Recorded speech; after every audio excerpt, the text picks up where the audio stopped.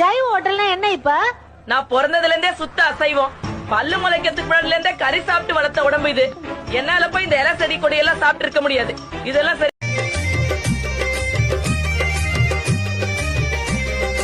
மணிகண்டா உன் கருணை அமுதமப்பா, உன் புன்னகையில் புவனம் எல்லாம் மயங்குதப்பா.